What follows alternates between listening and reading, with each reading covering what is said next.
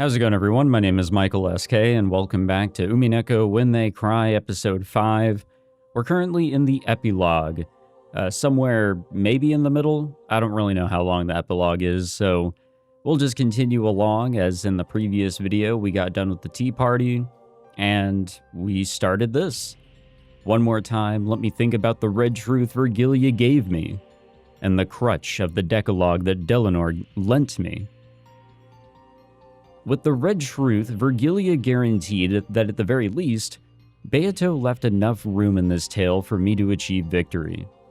And that red truth guarantee will once again give me the power to start my heart beating. And there's the crutch of the Decalogue which Delanor lent me. Delanor herself warned me in the beginning that the Decalogue isn't so almighty that it can solve all riddles. However, she said something about how it could be used as a method to solve... no, to take on riddles. Let me try it. Though there's no guarantee that this tale is mystery or fantasy, let me believe that I'll definitely be able to solve it.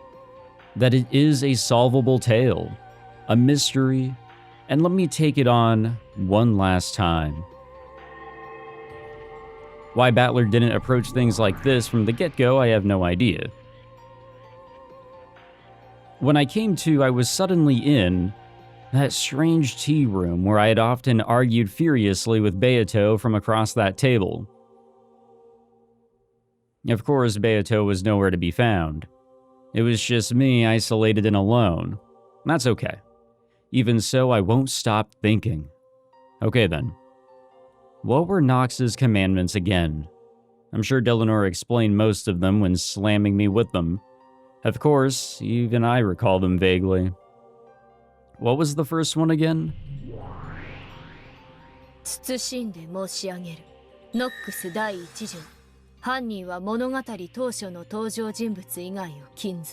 Thank you, Gertrude.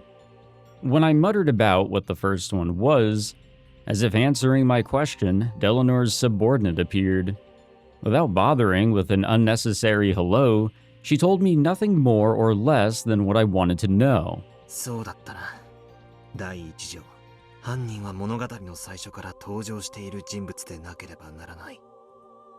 In other words, the culprit must have already appeared. As early as the first game?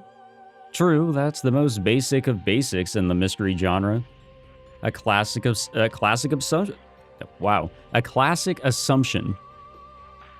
That was rough. A classic assumption. Have I really been keeping to that assumption? With each new game, the number of people in this tale keeps increasing. That violates the closed circle rule. And by that point, everything gets screwed up. Did I give up on the inside, thinking that the true culprit or mastermind must not have shown up yet? And that reasoning was therefore useless? If I read this tale as a fantasy, new characters keep showing up, to the point where even having demon kings or gods or creators appear wouldn't be strange at all. Even if the true mastermind first appears in one of the last episodes, I'd have to accept it. However, if I read it as a mystery and stick with that conviction, then there's no need to worry at all about anyone who shows up later.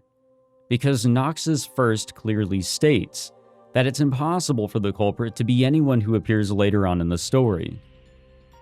Of course, that's also what both Delanor and Virgilia said. There's no guarantee that this tale follows the rules of the Decalogue.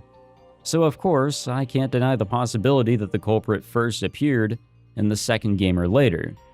However, this is one way of thinking. I think it's the right way to consider it, which goes back to it has to be somebody from the family, the servants, or Dr. Nanjo. This time, I'll forget about the devil's proof completely and try to borrow the power of the Decalogue in my thinking. After all, I've already said myself that I won't be able to reach the truth without a multi-angled outlook.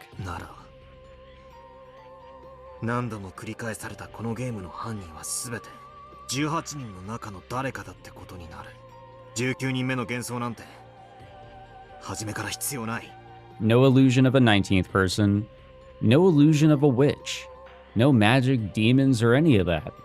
It's always been a family member, servant, or Dr. Nanjo. Basically, yeah, and any of the original 18 characters that we were first introduced to in the beginning. And I believe that to be the case.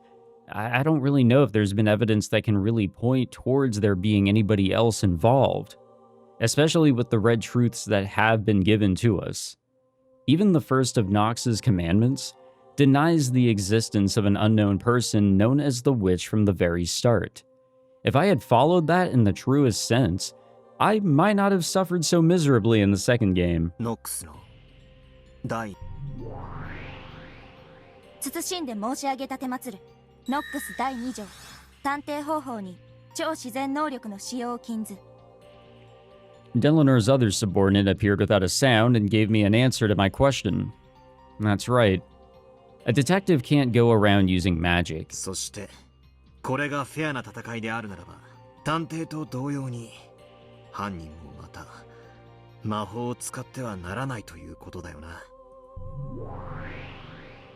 謹んで申し上げる解釈は自由と知りたまえだよなああ俺の自由に解釈させてもらうぜ If this game is a battle between me and Beato, then because this tale is solvable, no elements will appear that make it impossible to solve. Everything has always been there for us, I want to say.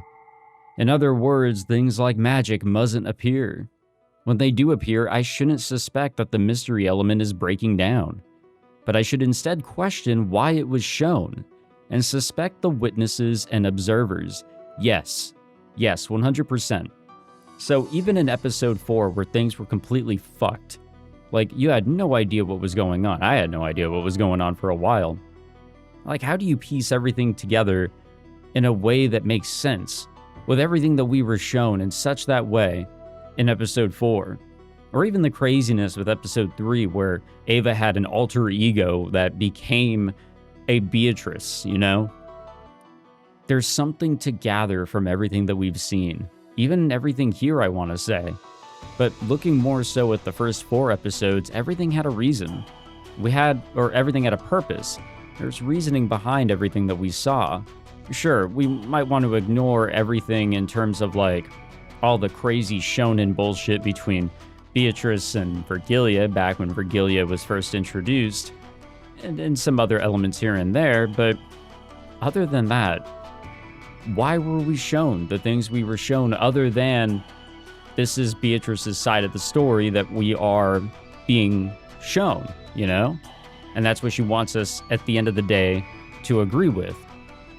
But also keeping things solvable through showing us that stuff. That's right. That was Beato's greatest weapon in the second game. Depictions of magic which couldn't exist in a mystery. By showing me that, she forced me to think that this tale wasn't a mystery, and therefore, that reasoning was impossible, so I surrendered. However, if I had believed unshakably that it was a mystery, it would have been completely obvious to doubt the witnesses who claimed to have seen magic. Also, at the end of the first game, it was revealed that this tale was passed on to the people in the future by that message bottle. Someone had written about this crime, this tale. In other words, this entire tale is a world that includes the personal opinions of an observer, namely the person who wrote that message in a bottle. In other words, the observer isn't God. It is a human. Therefore, there's no guarantee that this description is truly impartial. By the end of the first game, it was already clear that we've broken the constant premise of the mystery genre, that the story itself must be seen through the eyes of God. For that reason, it's possible to doubt even the observer, as well as the witnesses. If I could have doubted this much, then no matter how many seemingly unsolvable displays of magic appeared, I wouldn't have had to blindly accept them and give up. However, that begs the question, is it even possible to solve a tale written by an observer who isn't impartial? If I get obsessed with this, all my reasoning will end here. However, I had to believe that Beato was trying to fight me through this tale. Because it is a fight. And that means I've been given a chance of winning. By giving me that, doesn't that mean that reasoning is possible? This part is tough. Unless I believe that the cruel witch took on the risk of losing to try and have a fair fight with me, I can't get past this part. Just like Virgilia said, it's just like love. If I can't believe that Beato is fighting me head-on with everything she's got, I won't be able to reason any further than this. Sure, I'll acknowledge it. Unless we acknowledge that we love each other, we won't be able to get any further. Without love, you know? When Virgilia ran out of patience with the two of us, shy and incapable as we were of acknowledging that out loud, she gave me that red truth instead. That was the red truth saying that Beato wanted me to solve the riddles of this game, so she created them to be solvable. What the hell? It's like Sato-san in Class A says he likes you. Like hearing a love confession via a friend. I really am pitiful. Reasoning is love. If we don't love each other, the reasoning won't start. In that case, how can we say that we love each other? If you think you can solve it, just you try. You're incompetent. Like hell you can solve it. Yeah, according to George Aniki, people like that are called Sundora. That brutal witch is finally starting to look a bit cute. If I meet her again, I want to try saying, "You're such a Sundora." If I meet her again, somewhere. Okay, buddy. 他の実会も教えてくれ。純不動でいいぜ。使えそうなやつを頼む。謹んで申し上げる。ノックス第8条。Oh, this was a big one that was really stumping us. 提示されない手がかりでの解決を禁ず。謹んで申し上げる。ノックス第6条。探偵方法に偶然と第6巻の使用を禁ず。It must not be solved with clues that aren't present or presented, and it must not be solved by relying on accident or coincidence. If this tale is made to be solvable, we can read this the opposite way. In other words, clues must be prepared so that the case can be solved, and it has to be made in a way that it can be solved without relying on coincidence. If I can believe that Beato is challenging me to a fair game where reasoning is possible, then I can be sure of that. In other words, Beato has already left me clues, hints, and messages in this tale. It isn't from the Decalogue, but Erica or someone said this. There are 3 riddles to be exposed in a mystery. 1 is the whodunit. Who is the culprit? 1 is the howdunit. How did they commit the crime? 1 is the whydunit. Why did they commit the crime? All of this means that clues related to these 3 riddles are already presented inside this tale. No, strictly speaking, it's like this. Because she wanted me to solve these 3 riddles, Beato scattered hints about. Though whether I'm capable of catching those or not is another matter. Even if you think a riddle you propose is easy, it might be difficult for the person trying to solve it. In that case, it's only natural that there will be a difference in how difficult each person finds it. Therefore, as Beato goes through each successive game, she watches me closely and tweaks the game as needed to get a good arrangement. When Beato realized that I'd completely surrendered in the second game because it was too hard, she secretly worried. If I surrendered and lost the will to fight, the game would no longer remain on an even footing. Therefore, in order to make me regain my will to fight, from the third game onward, she set things up in a way that made it easier for me, giving me tips on how to fight and a few hints. Shit, we even had Virgilia on our side for a while.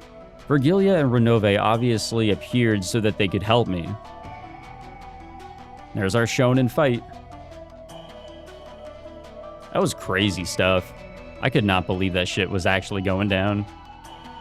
Also, though we still had the usual crazy magic shows tell me about it, she gave me the metaphor of the Brawn Tube trial, as well as tips on how to fight back. Yeah, that Brawn Tube trial, I referenced it in the last video or the one prior.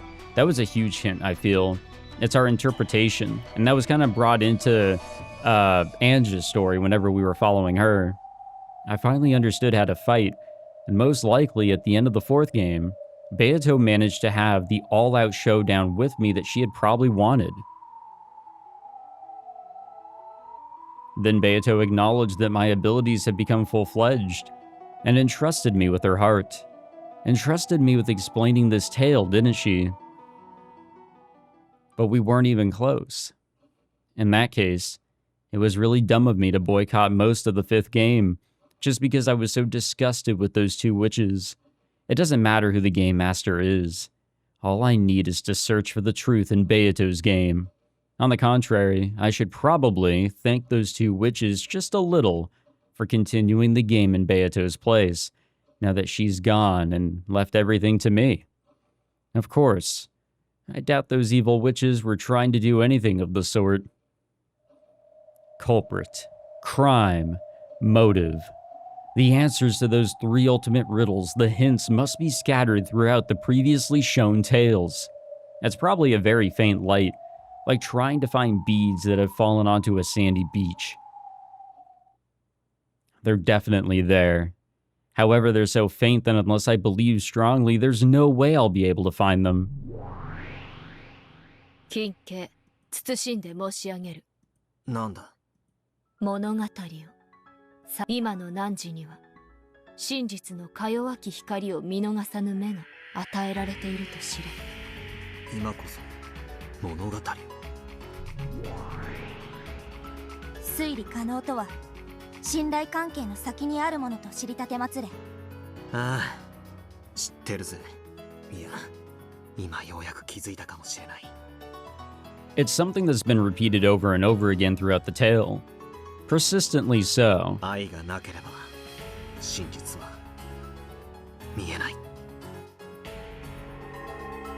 No, I'm getting it, guys. I'm getting it. Slowly, the tea room dissolved into darkness. Then, as though I was slowly sinking into a pitch-black sea, I passed through the crevice of the long journey I had taken with Beato, and kept falling and falling. It was a bizarre experience, like crossing over the boundary of sleep while still conscious.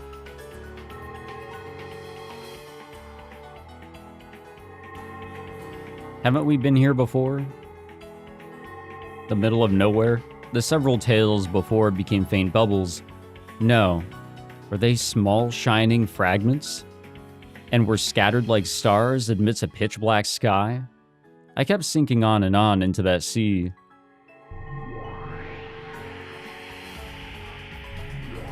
Oh, we're seeing moments from previous episodes, it seems.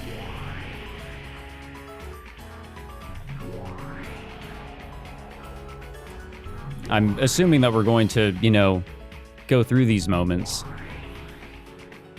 Maybe. The tales up until now, one after another,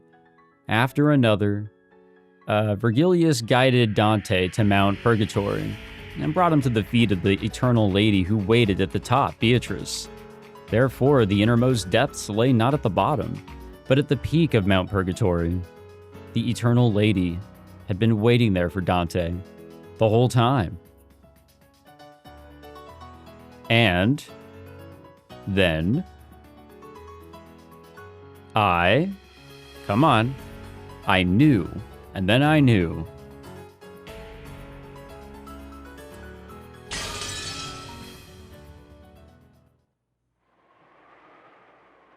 What'd you figure out here? I finally reached the truth.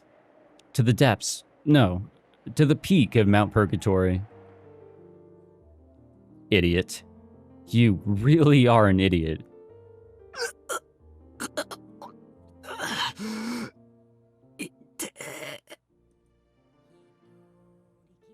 He woke from the sleep of death, and bit by bit his sense of pain came back to him.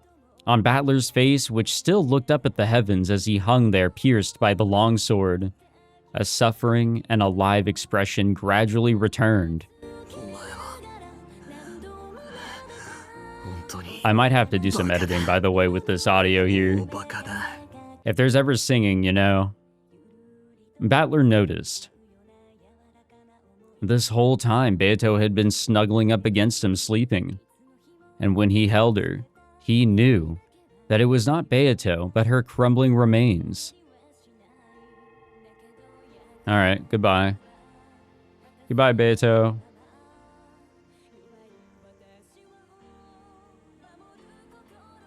So when Battler just tried to hold that form, as fragile as ash, then, just like a sandcastle made on a beach washed away by a small wave, it fell apart and lost its form.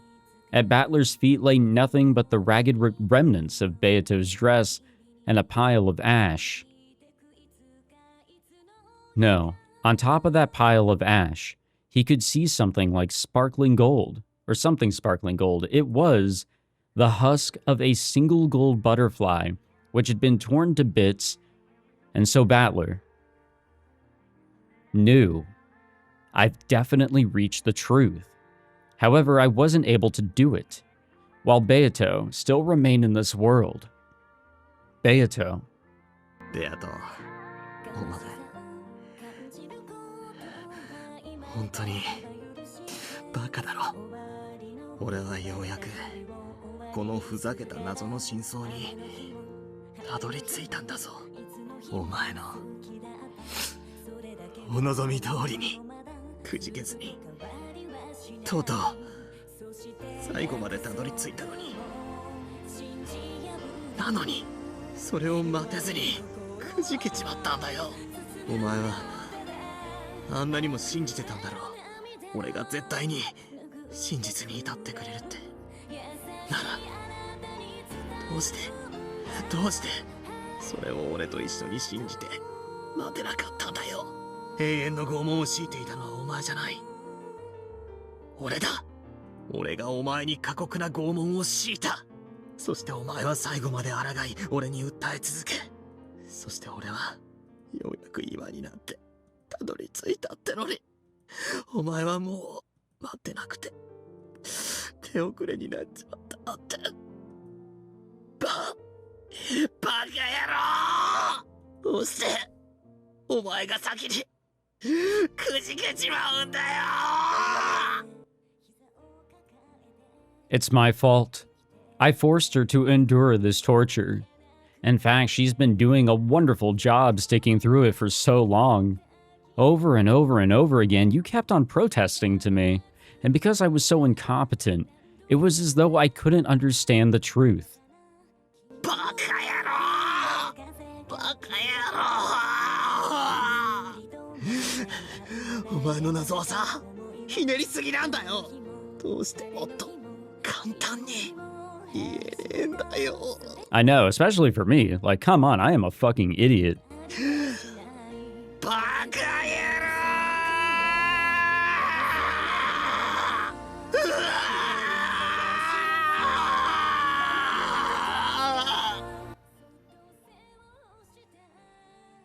I wonder what result Battler came to here. His scream of pain filled the sad cathedral. The sad witch who wasn't able to communicate the truth to Battler. The sad man who wasn't able to understand the witch's truth. Battler's howl of anger and sadness rang out for that pair. The clock hung in the cathedral showed that it was midnight on October 5th, 1986. Time was up for everything. You're kidding me. Don't set something like a time limit on this difficult riddle you're so proud of. いや、わかるぜ。それほどのわずかな奇跡の中に、お前は祈ったんだよな。お前もじいさまと同じだったんだ。You prayed for and bet on the power of a miracle. One so unlikely that it was totally impossible. Less likely than finding a bead that you've dropped on a sandy beach. And that means that I've now truly arrived at that miracle. However, your time didn't last long enough. If I had reached this point even a little sooner, if I could have seen the truth, even if it had been right before time was up, I might have been able to save you. But right now I've been run through pathetically. I can't even hold what remains of you. As I attempted to pull the long sword out, I tried stretching out my arms and kicking my feet, struggling to at least touch her remains, but nothing worked. くそーちくしょー At that time, I noticed a golden glint on the palm of my hand. It was a single wing from a gold butterfly. That small fragment of gold was the only piece of Beato that I was permitted to touch. I cried with all my strength, gripped that fragment, and pressed it against my head, apologizing.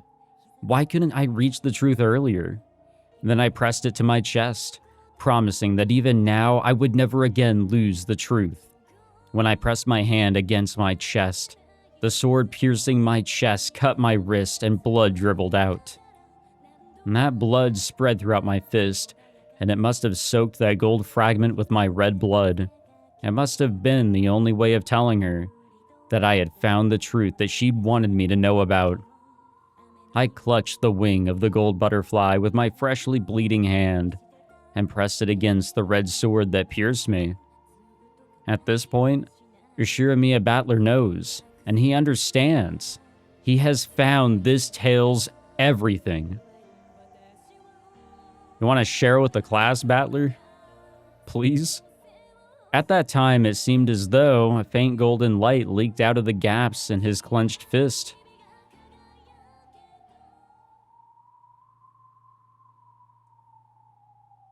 Oh, hello, Erica.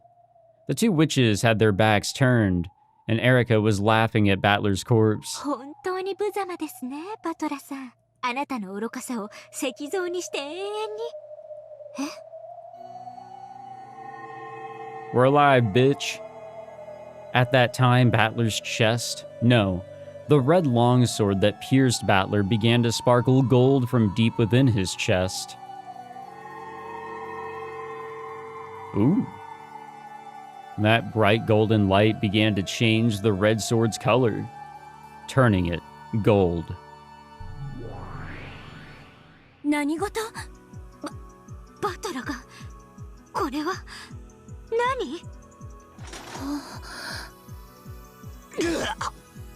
Battler coughed up blood and groaned. His consciousness came back. His will to live, his will to fight came back. The red longsword that pierced Battler can no longer be described as such. By now, it had become a golden longsword. Then, slowly, gradually, it pulled itself out of Battler's chest.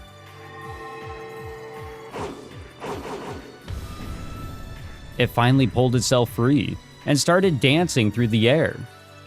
Then stood up in front of Battler's eyes as though it knew who its master was. Battler, crawling on the floor and moaning, grabbed the golden longsword, and though it looked painful, he slowly rose to his feet once again.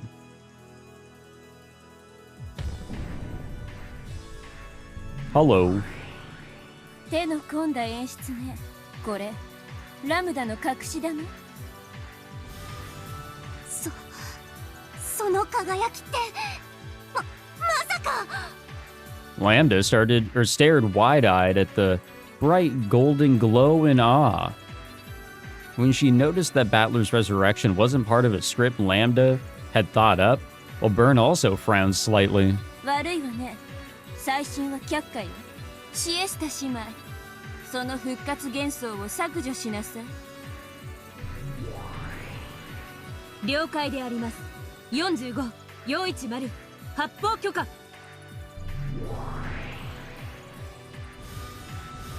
Now here we go with all this fun stuff. それが IFF エラーコード999。ヒュー。39だと。バカな。The Chester sisters hesitated, unable to carry out Brinkastill's orders. ラムダ、これはどういう茶番よ。完全に魔女幻想は打ち破られて、法廷は私の勝利に終わったはずよ。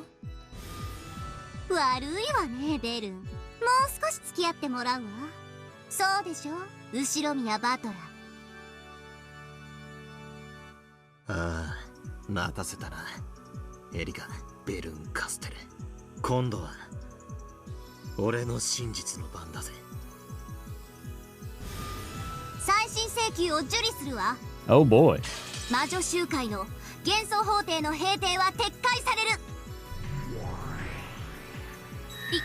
異議提出。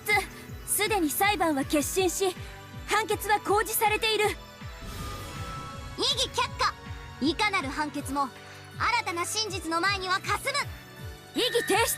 バトラはプレイヤーを追放されただけでなく、魔女の地位を持たない、上告する資格を持たない。 He may not have the rank of witch, but there's something new that he's got going on now. 異議却下。もうね、あるのよ彼に。絶対の魔女ラムダデルタの名において認めるわ。後宮バトラ、あなたを新たな黄金の魔女。 Oh no. いえ、無限の魔術師後宮バトラと認めるわ。 God damn. なんですって。バトラが魔女の位を。 The rank of a witch, which she had desired for so long, had been granted to Battler so quickly. And on top of that, this wasn't anything temporary. This was an official, proper authorization by Lambda Delta. Erica couldn't accept it, and her face turned bright red.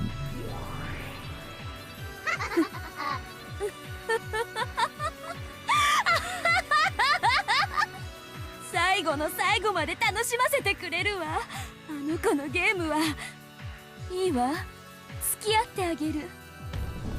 エリカ、受けて立ちなさい。あなたが私と築き上げた赤き真実は完璧よ。夏日が犯人であるとする真実の構築は完璧だわ。絶対にバトラには崩せない。無論です、我が主。何の心配もありません。それよりシエスタ姉妹、我が主は射殺を命じていますよ。いつになったら命令は実行されるんですか？エラーコード39。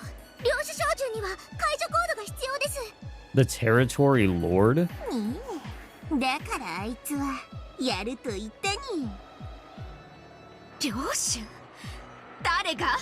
このかけらの支配者は誰？私です。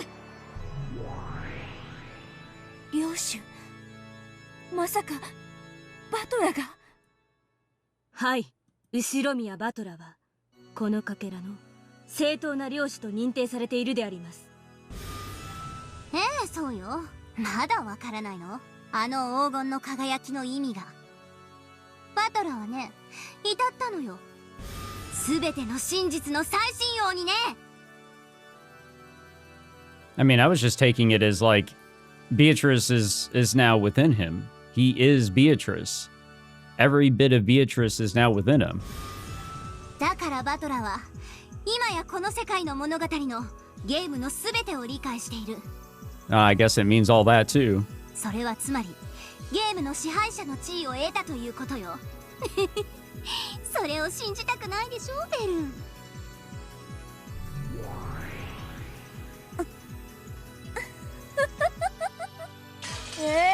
信じたくもない。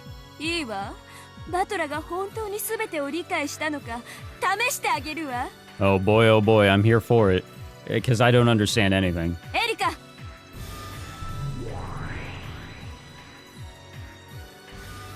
残念ね、エリカ。せっかくこのかけらの領主に任命されたところだけれど、それを剥奪するわ。 Yeah, that's rough. She wasn't even like a witch for what, an hour, if anything? このかけらの新しい領主は後宮バトラよ。悔しい？ねえねえ、悔しい？せっかく領主になれたのにいきなり剥奪ってどんな気持ち？どんな気持ち？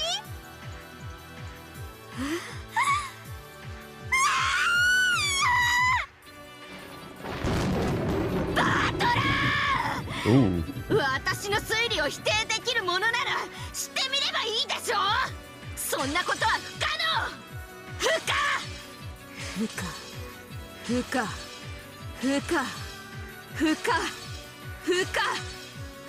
Okay, I think we get it, Erica. 不可。私の構築した推理に隙はありません。夏日が犯人であることは否定不能。 No, I knew there were holes in there somewhere, and we were kind of talking about some of them. If we start getting into like the nitty-gritty of it, like really write it all out, I'm fairly certain that you can come up with some ideas. It's just that everything was stated in such a way. Alright, Battler's just throwing out the red all of a sudden. I guess he can do that now. But no, I'm fairly certain that you can try to like piece things together, because the reds that Burnka still was saying were stated in such a way to make you think there were no holes. But in actuality, there are. 確かにお前の真実は否定不能かもしれない。ならば同時にお前の真実は俺の新しい真実も否定できない。 Battler spoke with the red truth. Battler spoke with the red truth that allowed him by his status as a sorcerer. 夏日以外が犯人でどうやってドラノール、バトラさんの妄言に付き合ってあげてください。 Well, this is the battle that Delanor had been waiting for. Slowly, Delanor stepped forwards. In her hand was the red long sword of the Decalogue. She also had a blue short sword. In Battler's hand was a golden long sword. The two rivals once again. No, for the first time, they truly confronted each other. バトラー、待っていました。待たせたな。いいえ、あなたの帰りは私の予想より早かったです。殺しなさい、ドラノール A ノックス。 Delanor's form disappeared in an instant, as though her slow, dignified movements from before were only a lie. The curve drawn by the long sword of red truth burned itself into the retinas of those who saw it. Before anyone had enough time to follow that curve, it was already approaching Battler's chest. エリカ教の推理により第5のゲームは解決しました。この推理による真実を覆す新事実は存在しません。 Okay. Oh man, we're gonna strike back with the gold. 他の解釈 Or the red. 異なる真実の提示が可能だ。異なる真実の並列により両者の真贋を問う。 In this closed-off world, it's possible for differing truths to exist at the same time. Furthermore, as long as multiple truths exist, it's impossible to claim that any of the truths are the single truth. In other words, even if I can't overturn Erica's reasoning by questioning its credibility and conquering it, I can defeat it. ベルンの推理は完璧よ。簡単には覆せない。でもね、ベルンの推理と互角の推理を提示できたなら戦いは氷結となる。すなわちいずれかの真実は打ち破られて否定されることがあり得る。笑わせる脚本だわ。悪魔の脚本はやはりこうでなくっちゃ。では問いましょう。夏日以外の誰が犯人という仮説ですか？ Yeah, I also ask. Battler's golden longsword drew both red and blue curves at will. Okay. Well, you know what they say, red and blue does make gold. 19年前の赤ん坊による復讐で構築可能だ。ノックス第1条、犯人は物語当初の登場人物以外は禁ず。第5のゲームより登場した人物に犯人は名乗れません。その19年前の赤ん坊は最初から俺たちの中にいるとしたら、例えばそれが俺だとしたら。 There's no way. I mean, he's just saying that hypothetically.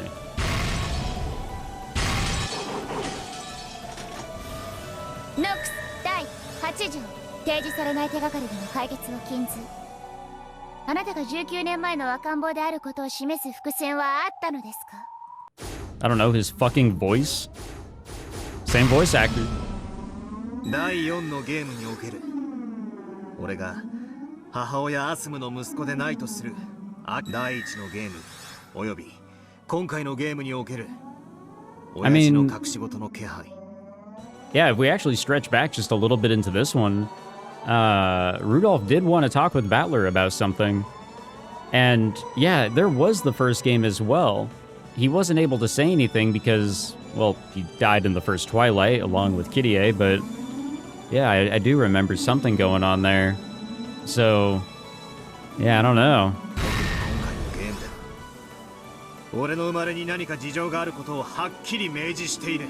But for it to be some crazy situation like what we've seen here in this game and the 5th episode here, it may not be that. But obviously something is going on here. Battler proposed that he might be the baby from 19 years ago, and announced that he'd reconstruct the crime with himself as the culprit. As Delanor cautiously held her sword at the ready, she gauged the distance between them. Now that Battler had inherited the position of this world's territory lord and attained the rank of Endless Sorcerer, his movements surpassed human understanding. By now, the physical distance between them probably counted for nothing. After all, their extremely agile battle was surpassing the point where the concept of distance made any difference.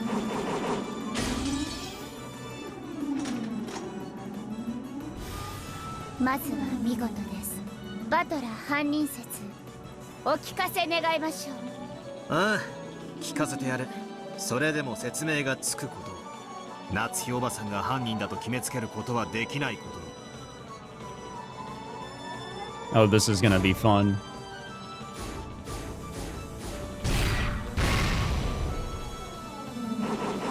I mean, I'm here for it. Fuck it.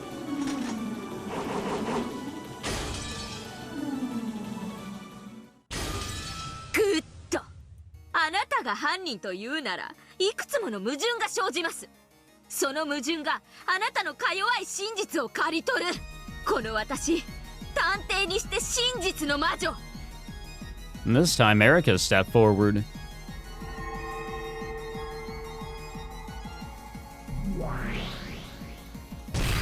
Oh shit. Okay, I guess she is still a witch for sure. In her hand, there appeared a scythe like one a Grim Reaper might hold, excuse me. A ruthless scythe for reaping everything that threatened her theory. 犯行時刻は24時からの1時間しかありえない。あなたはその1時間の間、屋敷の食堂にいます。よって犯行は不可能です。 I mean, she's got a point there.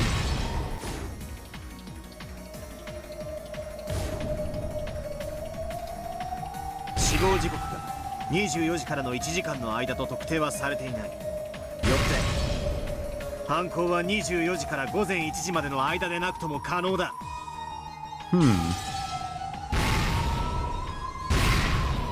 I mean, he is tackling a point that we sort of brought up and, like, you know, not being as specific on timing as I wish we were.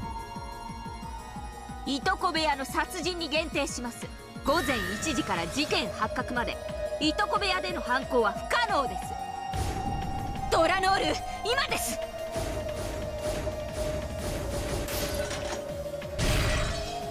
This is some wild bullshit, man. 8条、提示されない手がかりでの解決を禁ず。いとこ部屋で実際に犯行が行われたなら、手がかりが提示されなくてはなりません。それが朝まで室内の異常を監視していた探偵であるエリカ卿に与えられなかった以上、犯行は不可能です。事件発覚とは、俺が悲鳴を上げて全員が集まった段階のことだ。そこまでに殺すことが不可能であっても、それ以降に殺すことが可能だ。 Wait. Oh, that's a smart one right there. Battler used a blue flash to deflect both of the red truths that Erica and Delanor had flung at him. That's a smart one right there. I get what he's saying. You know? Scream, then kill. Erica's eyes went wide. After all, what he had said was completely absurd. At that time, they still hadn't been killed? even though corpses with their necks sliced open were laying right there. いとこ部屋の4人の死亡は赤き真実で宣告されている。魔女伝送のつもり？あの時点で死んでいたジョージたちを魔法概念で蘇らせたつもり？なるほど。あの時点で死んでたと信じるお前にとっちゃ死者が蘇らされるみたいに見えるだろうな。ならこれはお前にとって魔法になるだろうぜ。ならばお前に一矢報いるのは俺じゃない。ほざて、何度でも繰り返します。いとこ部屋の4人の死亡は赤き真実で宣告されている。そしてその遺体は大勢が確認しています。そして全ての死体は検視を誤らないとすでに赤き真実で宣言済みです。これでも食らいやがれ、死者どもめ。 These effects are ridiculous. Renove, what are you doing here? その赤き真実が何時の時点でのものか。 My man. お忘れですか、お嬢さん。 The fierce shower of red was blocked by a magical barrier set up by Renove, who suddenly appeared right in front of Battler. Now that Beato was gone, the demons shouldn't have been able to manifest themselves in the real world. However, he existed here, and calmly dealt with Erica's attack.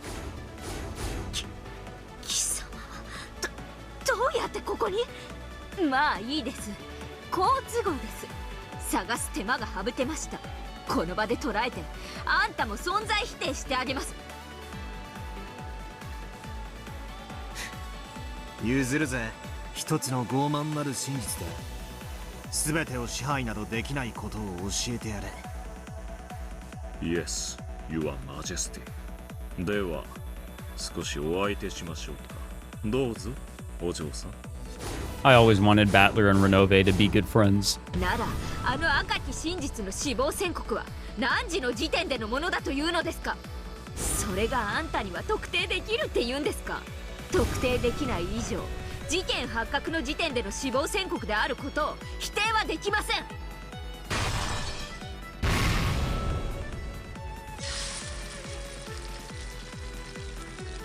この法廷が改定した時、ラムダデルタ教は宣言しておりますよ。24時を迎えての答え合わせと死亡宣告は2日目24時、すなわちゲーム終了時点のものです。そしてそれは事件発覚後と呼ばれる2日目朝以降の殺人を否定するものではありません。 Okay. Interesting idea. It's out there, but I respect it. ではあの時点で犠牲者は生きていたと首がばっくりと裂かれているのに？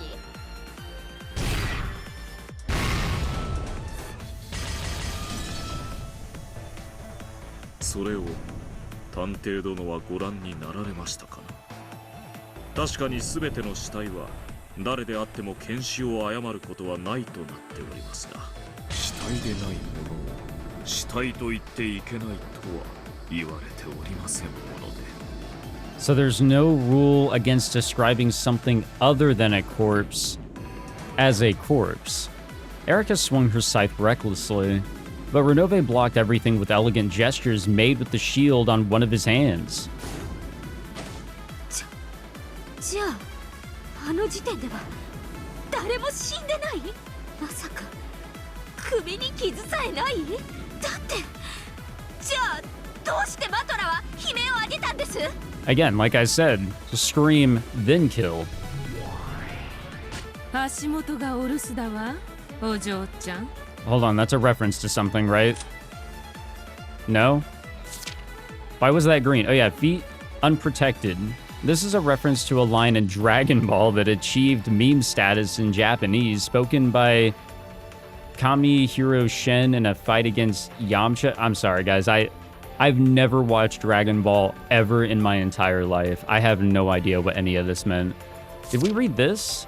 Lake and Count, Lake Shirakaba is a reference to Onmoroki no Kizu, a award-winning 2003 novel by Kyogoku Natsuhiko, The human hunting count is a reference to Galaxy Express 999. And... okay, yeah, we've read the... okay, so I was just missing that one. すべてのゲーム開始時に後宮金蔵は死んでいる。 A pitch black hole opened beneath Erica's feet and swallowed her up. She could probably see through to the other side of the hole. It was the same thing you'd see if you looked down out of the skylight on the ceiling of this cathedral. Ria. Virgilia could already be seen in midair inside the cathedral. The fuck did that just say? As Erica fell from the heavens, Virgilia was right below her and caught her on the end of a divine spear that sparkled blue. あなたの推理を顧みるべきではありません。金蔵は存在しません。よってあなたの推理の遺体消失が破綻します。道理です。金蔵以外の人物が遺体を消失させねば破綻します。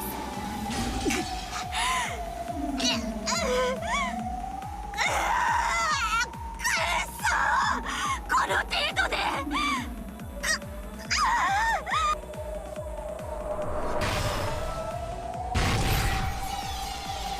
Virgilia's blue divine spear skewered and pinned Erica in midair. Erica struggled, filled with hatred, but she couldn't get it out easily. Then all around her, several small, fast things clanged off the walls and enveloped her. Actually, wait a minute, yeah. That didn't make any fucking sense now that I'm thinking back on it. The truth of the matter of this story, I mean, not that it was real, or not that it was true, we were given red truths that completely denied it. One being that Natsuhi wasn't the culprit, but one essential one that Kinzo also wasn't alive. So therefore, at least to our knowledge, that man did not have sex or sexual relations with that woman Natsuhi. I hope at least, goddamn. Oh, hello. Then 7 people manifested themselves at once. 我らは煉獄の七姉妹、主の仇、思い知れ。この文鎮風情が。ジョージは死後、遺体は一切移動されていない。ジェシカは死後、遺体は一切移動されていない。Their bodies were never moved. マリアは死後、遺体は一切移動されていない。ローザは死後、遺体は一切移動されていない。ゲンジは死後、遺体は一切移動されていない。クラウスは死後、遺体は一切移動されていない。よって遺体発見後に遺体が消失することはありえない。貴様の推理、遺体は金蔵が運び出したは破綻する。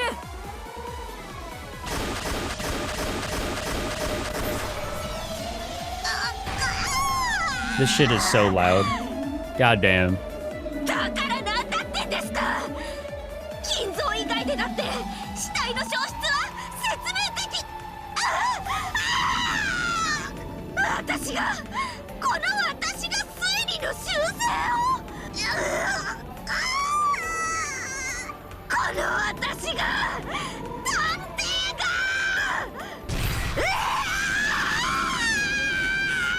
Jesus.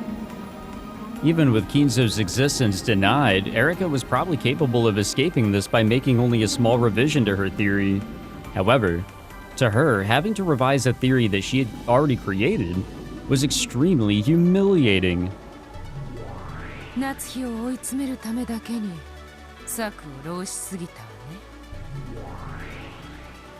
推理を遊びすぎましたな。金蔵の死を赤き真実で語れるのは今やあなたの主だけではありません。これが魔女の闇を遊んだ報いです。それを知りなさい、フルドエリカ。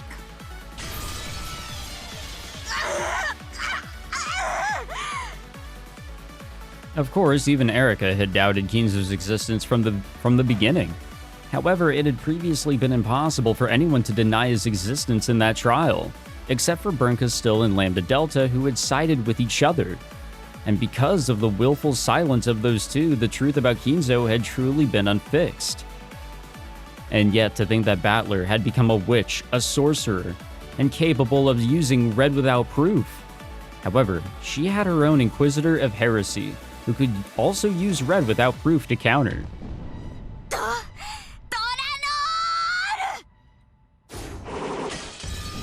Nox 第2条探偵方法に超自然能力の使用を禁ず。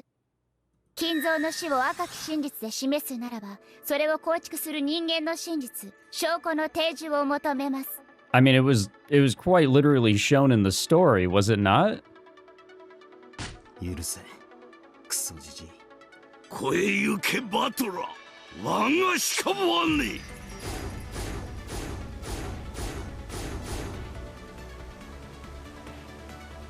証拠提示。後宮金蔵と識別可能な遺体を提示する。その遺体が後宮金蔵であると証明することはできますか？ We gotta show that sixth toe. どれほど金蔵に酷似した遺体であろうとも当人であることを証明できない限り、第三者の身代わり死体であるとの主張が可能です。それが金蔵の遺体であることを人間の真実で示せますか？本件のみ、赤き真実のみでの反論を無効とします。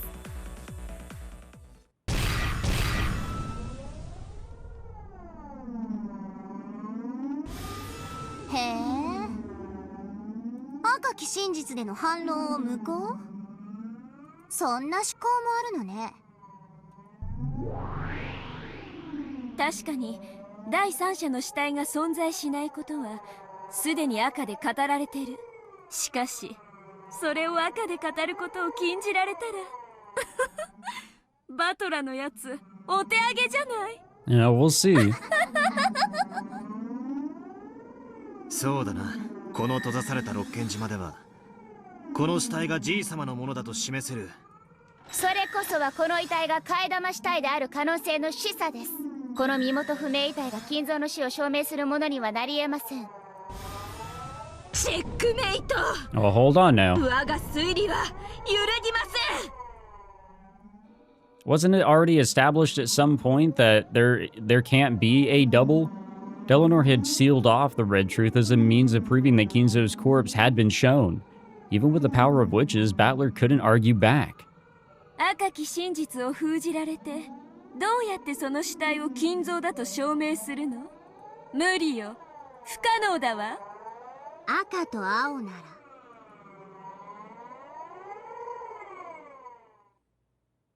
Come on, Battler.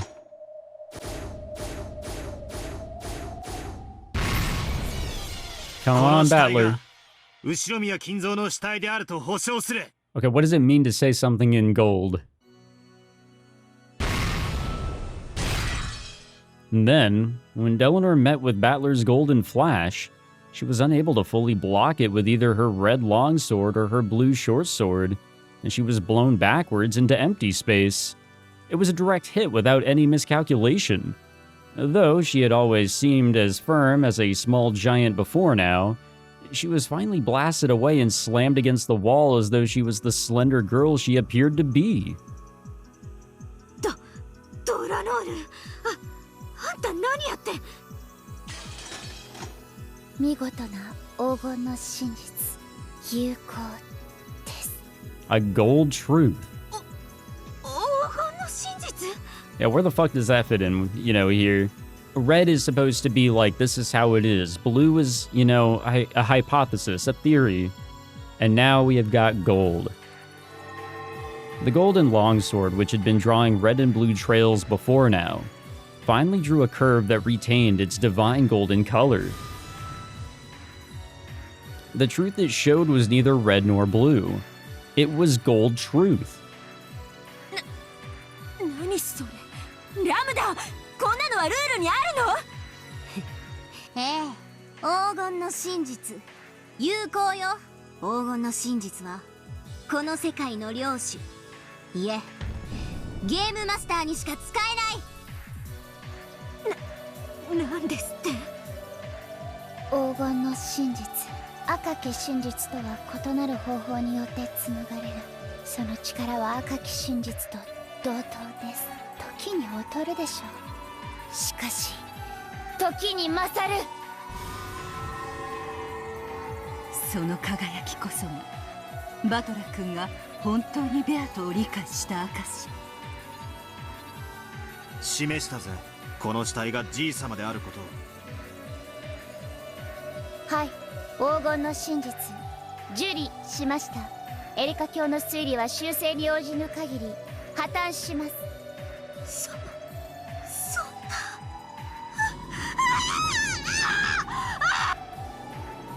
Erica cried out in pain. It wasn't the pain of her body being pierced. It was the pain of her own theory being defiled. なるほど、叙実トリックの寄せ集めかと思ったら、これはいつの間にか。とんだ傑作集だわ。バトラー、それ以上語るは野暮に過ぎるわ。あんたの遺体消失の真実、もはやこれ以上語らずとも完全に理解させてもらったわ。なるほどね。あんたの考えてるそれはこれまでの法廷の全ての赤に矛盾しない。19年前の男の復讐を軸にしたあんたの真実、その全て理解し受理したわ。あんたの真実の成立を宣言する。そんな、どうしてですか、大ラムダデルタ卿。あいつはまだ全てを説明しきっていません。秀吉の密室や夏日の自室の封印やクローゼットのボタンや、まだまだ他にも反論の手段が用意してあります。Similarly to our first go around with this trial, we're still at the very beginning. If you can't make it past that, then what can you prove in the second one that would just get disproved by the first one? あんた、まだバトラに反応できる気でいるの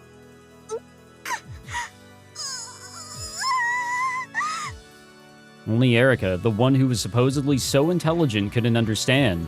She couldn't understand that Battler had already reached the real truth.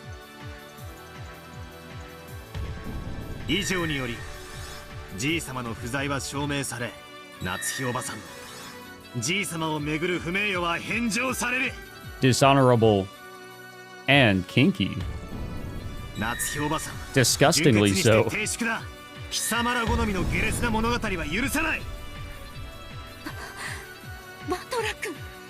さらにこれまでの死者全員の死亡時間に疑義が生じる以上、夏日おばさん以外全員のアリバイは白紙に戻る。もはや夏日おばさん以外に犯行が不可能であるとの論法は通用しない。 Well, hold on, I don't know about all that, but you are saying it in red. Dillonor, who must have risen to her knees at some point, slowly stood up. The flash from the golden longsword was still buried deep into her chest. Though pain didn't show in her expression, her awkward movements clearly showed how serious the damage she had taken was. Even though she knew herself that the match was long over by now, Dillonor didn't abandon her duty. されどあなたはいとこ部屋にて5人不可能な遺体を確認されております。それが虚偽であったとおっしゃるのですか。ノックス第7条、探偵が犯人であることを禁ず。探偵は客観的視点を義務付けられています。あなたの推理はこの義務に違反です。探偵はフルドエリカだぜ。そしてノックス第9条、観測者は自分の判断解釈 My man is 主張す using る the ことが ninth. 許される。 He's using those Knox theories.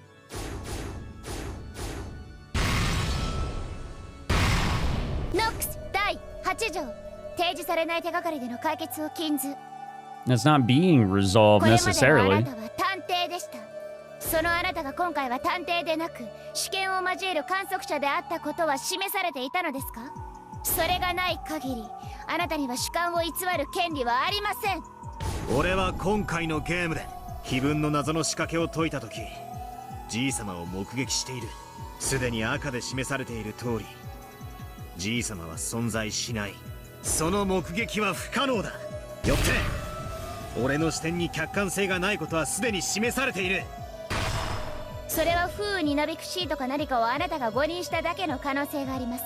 ノックス第9条を示す伏線とはなり得ません。誤認は全ての観測者に許された権利です。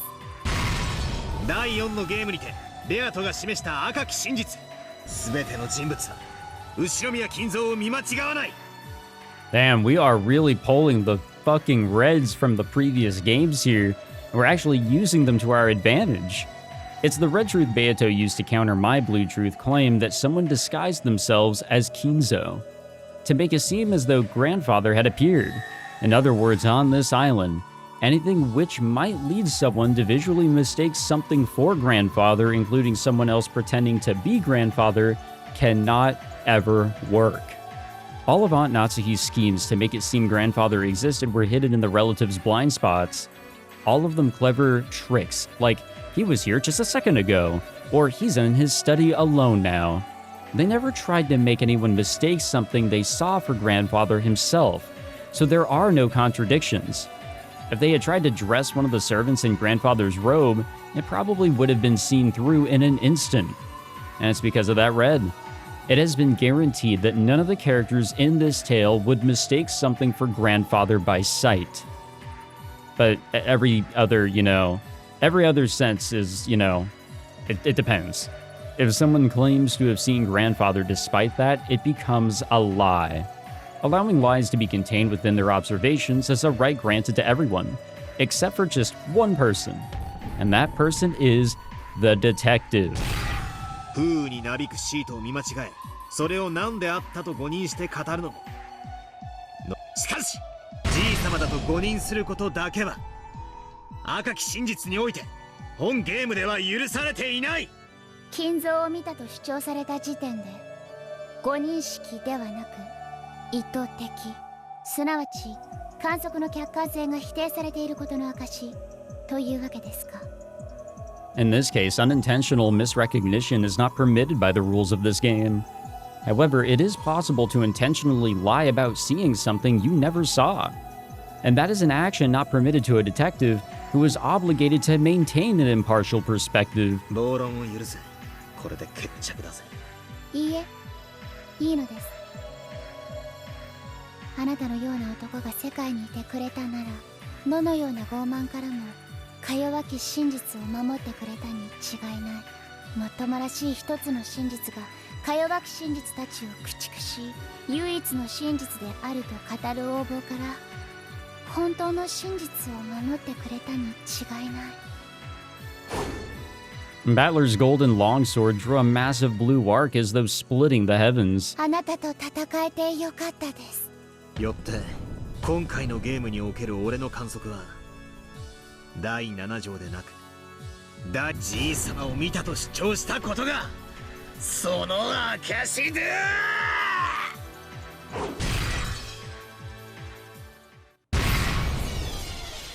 I am very lost with some of these arguments, but I'm digging all of it.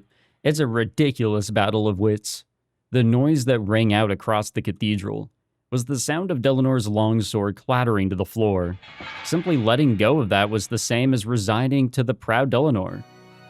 Though the blue trail Battler had drawn was aiming right for the top of Delanor's head, it stopped a hair's breadth away.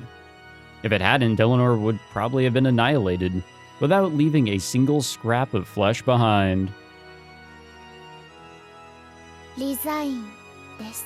あなたの真実の否定を断念します。借りは返した。お前の親父に敬意を。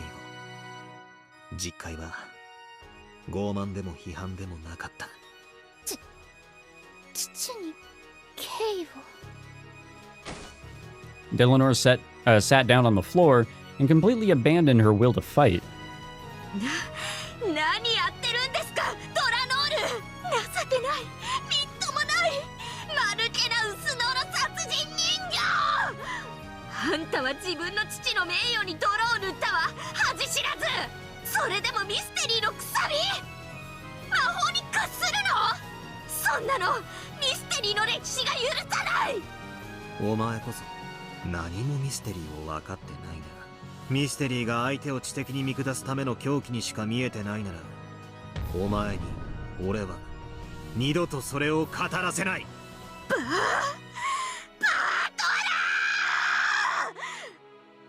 お前に相反する真実を宣言する。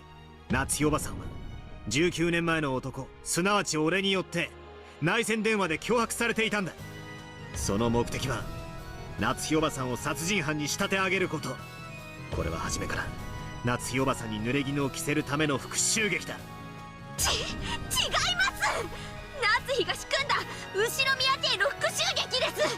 あなたの推理は私と真っ向から相反します。You know, the way that Battler worded it made it seems like, you know, since it was Bernkastel that was kind of like manning the ship for Battler until like he jumped in for, what was it, the second Twilight? Everything was already set in stone in such a way that, you know, it could be painted as, you know, as Natsuhi being the culprit, when maybe it was Battler's character that was sort of acting because that's what Bernkastel was trying to do. I don't think she had that much control, but it's hard to say in this rendition of the story. But Battler, I thought it was established by Beatrice that, or maybe it was established by Virgilia. It was established by somebody in red that Battler is not the culprit. He is not the one that, you know, is behind all of this. So I think that was brought up by Virgilia whenever he was questioning, you know, why is he always the last one remaining? Or one of the last. エリカからはまだ金像以外の理由での遺体消失を聞いていないわ。あんたの推理は現在否定中だけれど、こんな槍など、文人どもめ、邪魔だ。The deeply piercing blue spear and the 7 red stakes tormented her theory. They won't come out. They won't come out. 修正とエリカの推理の誤りを認めるわ。そんな、我が主。 Watching Erica's face contort with pain as she struggled to escape from the spear, Bernkastel spoke with a disgusted expression. Faced with the facts, Bernkastel had acknowledged Erica's loss herself. Erica gazed at her master, who was no longer confident in Erica's own victory, with a mixture of shock and despair. あんたのプライドなんて知ったことじゃないわ。いつまでその無様な姿を晒す気なの？私と同じ青い髪を許された分身がいつまでそこで貼り付けになっているつもり？私自らがやはり降臨しなきゃダメなのかしら。やはり駒なんていらないわ。ああ、めんどくさい、めんどくさい、七めんどくさい。駒なんていらないわ。捨ててしまう。ああ、残念、無念、失望、絶望、期待外れの的外れ。早くしなさいよ、クズが。お前のそのみっともない推理を修正しろって言ってんでしょ。はい、我が主、修正いたします。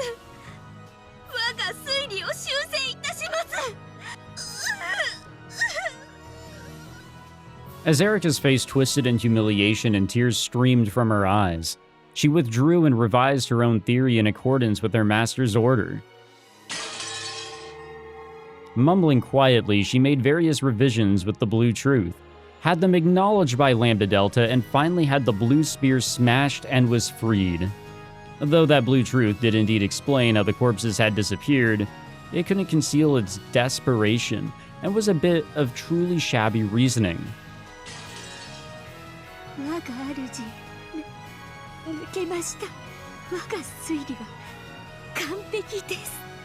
No. どこが？無様この上ないわ。でも許してあげる。あんたのその顔と推理がとっても情けなくて笑えるから。Erica was taunted by her master, who wore an ugly expression. She thrashed about on the floor, crying bitter tears. The wounded Eleanor stepped out before her, as though shielding her, and she spoke to Bernkastel as well as Battler. どれほどみすぼらしかろうと修正されたエリカ教の真実は有効です。ああ、そうだ。俺の真実に関係なくお前の真実も同時に存在する。それがこの世界だ。誰にも否定できないから。いくつでもどんなに相互が矛盾しても、ここでは想像の数だけ真実があっていいんだ。それを誰も一方的に否定してはならない。はい、そうです。エリカ教の真実は私が誰にも否定させません。ドラノール。このドラノールある限り、その真実をお守りいたします。どんなにみすぼらしくとも、私はその真実を嘲笑いはしません。Yeah, but we're still keeping in the fact that there is a level of patheticness to it. We're not totally denying that part. The words of Delanor, whom Erica had previously looked down upon, led Erica to once again thrash about on the floor, sobbing. そして唯一の真実が存在しない限り、全ては闇の底だ。すなわち俺の推理もエリカの推理も否定不能であると同時に唯一の真実でもない。否定できないが絶対でもない。And because we've got multiple truths with stuff sort of, you know, like you said, blanketed in darkness or whatever, that means we can bring in the witches to explain things. 確定しない以上、魔女幻想はまだ存在してる。Yeah, like Battler said, just better than I, you know, stated. それを暴くことが許されてるのはエリカでなければ貴様らでもない。この俺だけだ。俺以外にベアトリーチェの魔女幻想は暴かせない。判決を変更。後宮バトラの示した真実によりエリカの真実の唯一性は失われた。しかしエリカの真実は否定不能。よって2人の真実は並び立つ。第5のゲームの決着を撤回。ゲームはイーブンに戻るわ。そしてゲームマスターは私から黄金の魔術師後宮バトラに移る。後宮バトラ、前へ。あんたを新しいゲームマスターに任命するわ。承諾するわよね。しなさい、新しい無限の魔女。ああ、俺が新しいゲームマスター。第6のゲームは俺が紡ぐ。 Okay, so we are going into a new 6th game エ here. リカ、今度こそ俺と決着をつけようじゃねえか。立て。立ちますとも、この屈辱。話す機会を与えたことを後悔させましょう。我が主、第6のゲームにてもう一度バトラと戦う機会をお与えください。Nope. She's not gonna let her. ええ、もちろんよ。 Oh, okay, チャ never ン mind. スをあげる。あら、すごいわね。あなたがチャンスをあげるなんて。これって奇跡じゃないの？奇跡の魔女ベルンカステル。エリカ、奇跡的にあなたは命拾いしたわ。第6のゲーム、バトラのゲーム、何としても暴きなさい。忘却の闇に捨てられたくなければね。はい、我が主、ドラノール。無論です。次なるゲームにても全力を尽くします。もう客人のふりはしません。私とドラノールであなたのゲームを引き裂いてみせます。ああ、招待してやるぜ。俺の第6のゲームにな。悪いがタイトルはお前のつけたチェックメイト・オブ・ザではなくなるぜ。あなたのゲームです。あなたが名付けるといいでしょう。その挑戦望むところです。私はフルドエリカ、魔女である以前に探偵。あなたがこのゲームの新たな支配者であることを認め、そして宣戦布告します。 Oh, bring it on. 絶対に暴いてやる。殺してやる。黄金の魔術師後宮バトラー。ああ、存分にかかってこい、フルドエリカ! Okay, the roles have kind of switched here. Just watch, Beato. I'll take charge of your game. And in this next game, I'll prove that I completely understand all of your riddles.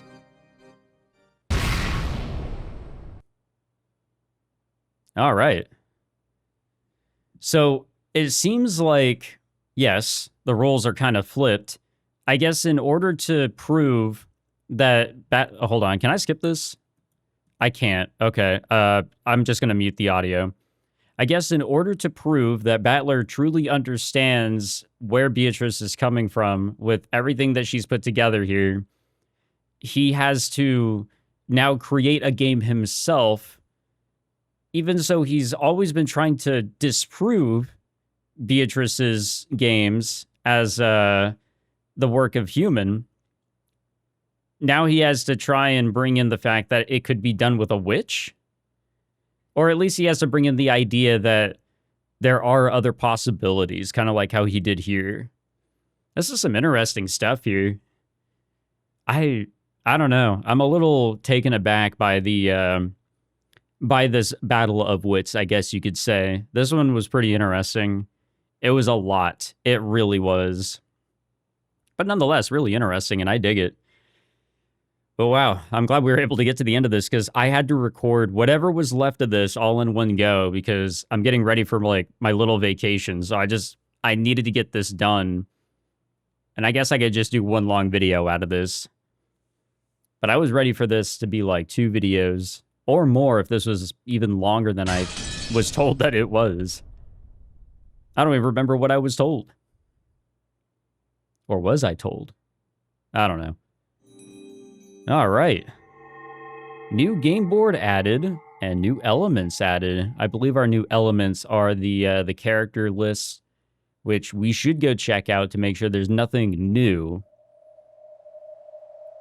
Oh boy, look, the Golden Land. Yeah, okay, so we have the tips for episode 5. We've read all of these, and we've read all of those.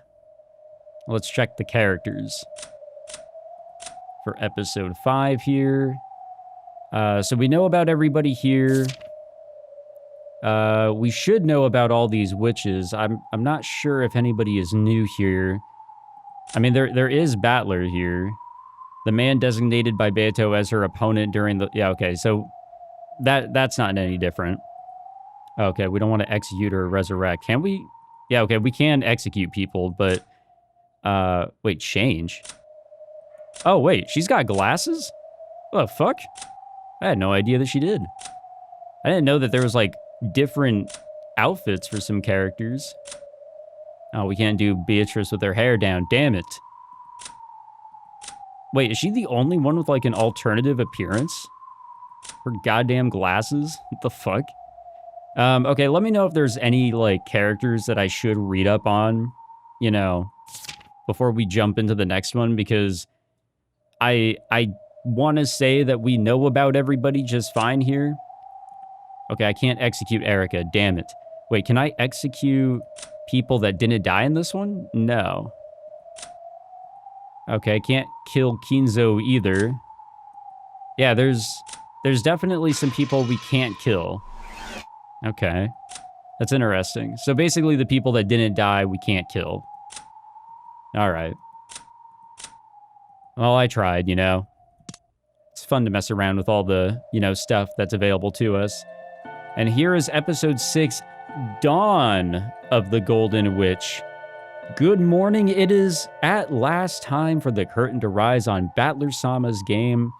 Let's observe the fight from the opposite side of the chessboard. Can Battler-sama succeed in playing the demanding role of the game master? There is no longer any difficult level at this point.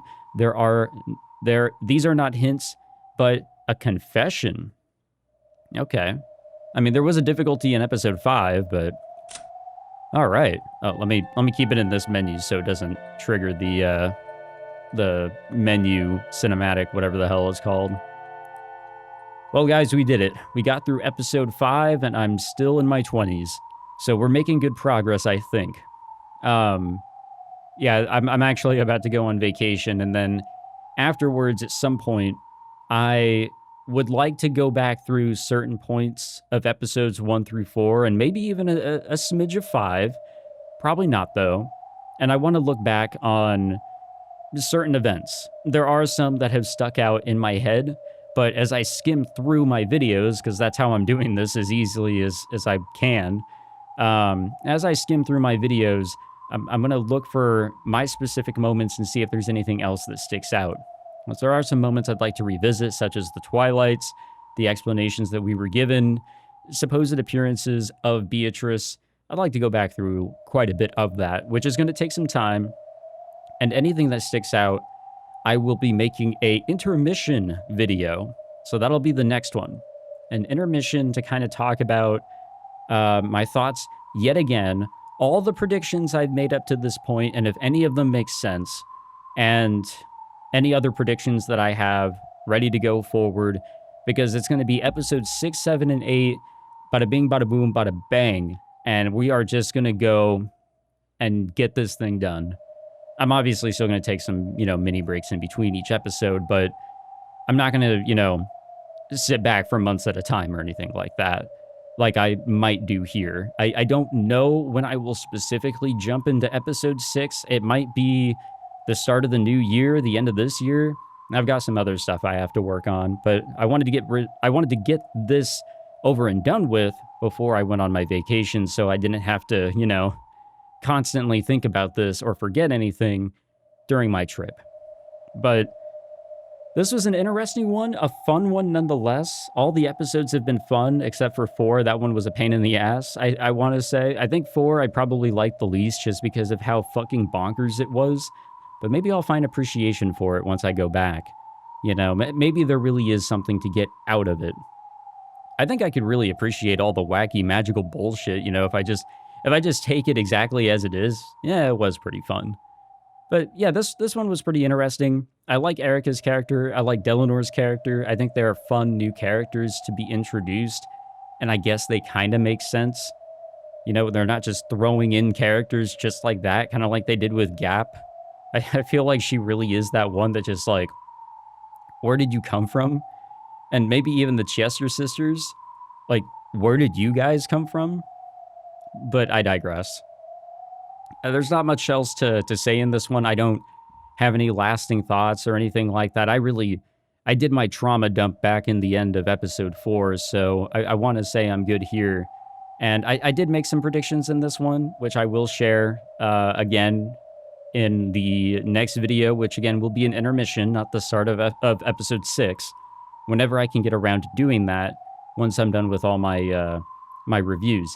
But I will request this of all of you.